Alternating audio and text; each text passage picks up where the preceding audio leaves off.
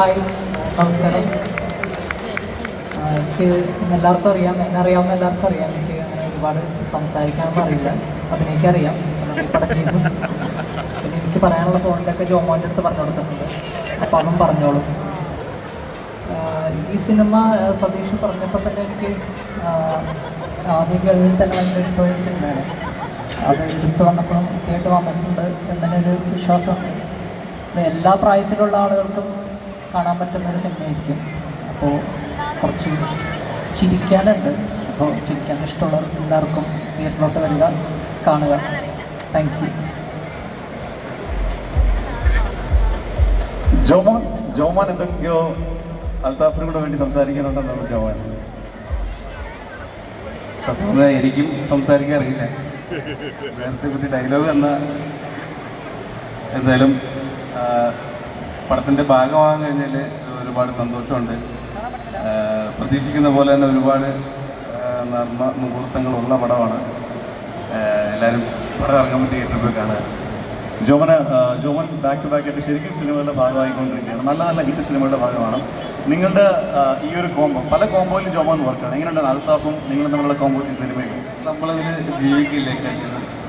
അടിപൊളിയല്ലേ? എനിക്ക് ഭയങ്കര ഇഷ്ടപ്പെട്ട് പുള്ളിയോട് വർക്ക് ചെയ്യാൻ. ഞാനതുകൊണ്ട് നേരത്തെ ഇക്കടുത്ത് പറഞ്ഞിട്ടുണ്ട്, ഇനി അടുത്തൊരു പരിപാടി എഴുതുമ്പം നമ്മൾ രണ്ടും കോംബോ ആയിട്ട് എന്തെങ്കിലും ഒരു പരിപാടി സെറ്റ് ചെയ്യണം.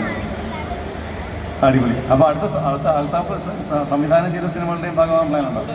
ഉറപ്പായും. അൽത്താഫ് എന്തെങ്കിലും പറയുന്നു?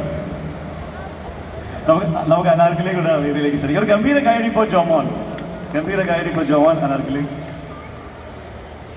ഇതൊരു പറയുമ്പം ഒരു കാര്യം കൂടെ പ്രത്യേകം ഉള്ളത്, ഞാൻ നിങ്ങളൊരു ഹിറ്റ് കോംബോ കൂടെ റിപ്പീറ്റ് ചെയ്യപ്പെടുകയാണ്. എനിക്കത് മന്ദാകിന് ശേഷം കുറച്ച് ടൈമിന് ശേഷം വരുന്നതാണ്. അപ്പോൾ അതിന് ഓഡിയൻസിനൊരു ഇൻട്രസ്റ്റ് ഉണ്ട്. ഈ പടം എടുക്കാനുള്ള 2 കാരണങ്ങളിൽ ഒന്ന് അൽത്താഫ് ഉണ്ട് എന്നുള്ളതായിരുന്നു. പിന്നെ രണ്ടാമത് ഉറപ്പായിട്ടും ആദ്യം തന്നെ സതീഷ് ചേട്ടൻ എന്നോട് കഥ പറയാൻ വന്നപ്പോൾ ഭയങ്കര ഇമ്പ്രസ്ഡ് ആയിരുന്നു.